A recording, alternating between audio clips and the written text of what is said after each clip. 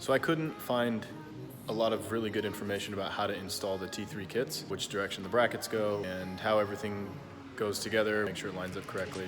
So today's gonna be a video about getting all those parts on the car correctly the first time, and hopefully you won't have to spend 2 hours trying to figure it out like I did. The face of the hat goes to the back of the hub, so the recessed side goes to the inside of the car. A little bit of Loctite, and the rotors themselves are gonna be bolted on sort of face down.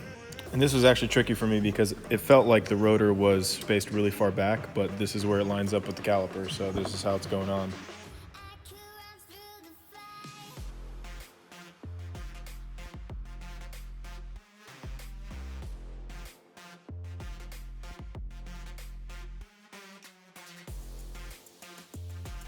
The caliper brackets themselves, pretty tricky. There's no labeling on them. They do say that it's for a 280, but they don't say left or right. It took some trial and error. They mount on the inside of the spindle with the caliper bolts up and forward. The new brackets that they're sending out now seem to be a little different than the ones that I've seen install videos for. All the bolts on these go from the inside now. The older style that had the bolts to the spindle coming from the outside by the hub.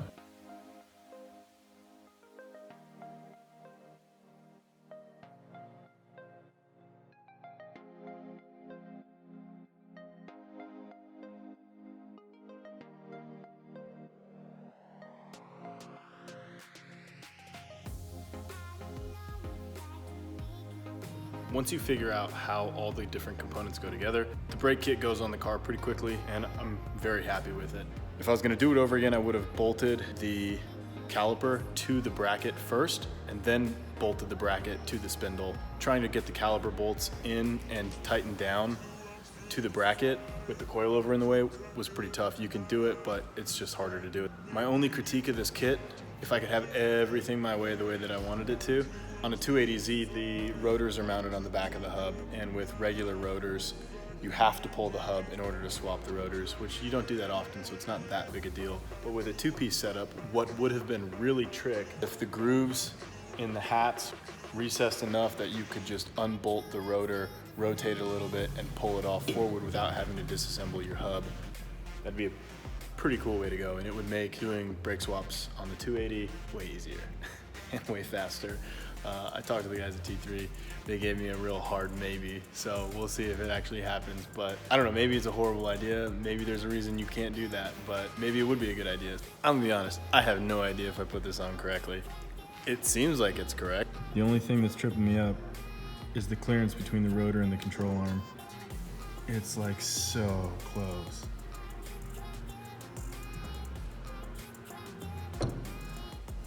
The front suspension is in. I just don't want to put the engine in to get the front cross member on and then find out that all of my brake lines leak, have to pull it back out to swap a brake line. Now we're going to get the rear suspension back in.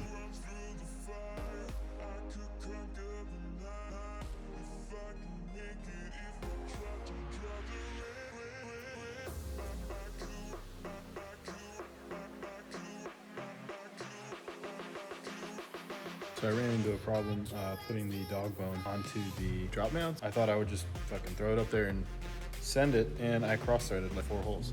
So take your time here and don't fuck it up like I did.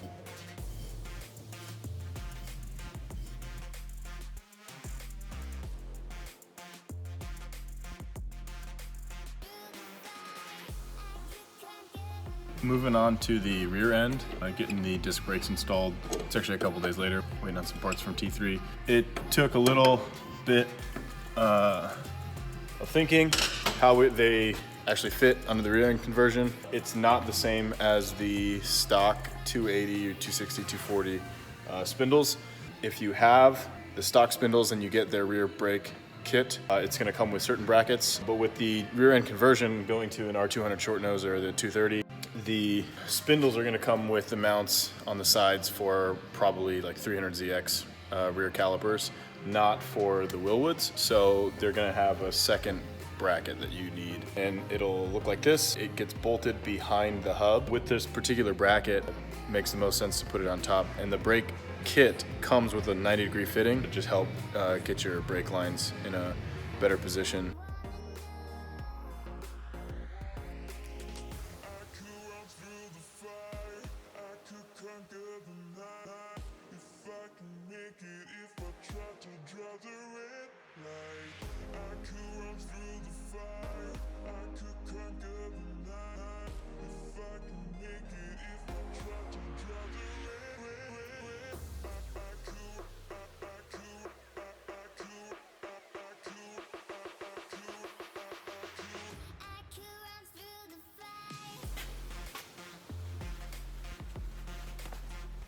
I got my wrench stuck, which means I have to take the driveline out before I can move on to the next bolt.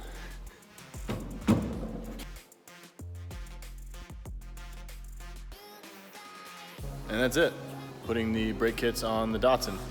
One last thing I do want to show you about these brakes is how easy it is to do pad swaps. One of the reasons I bought these.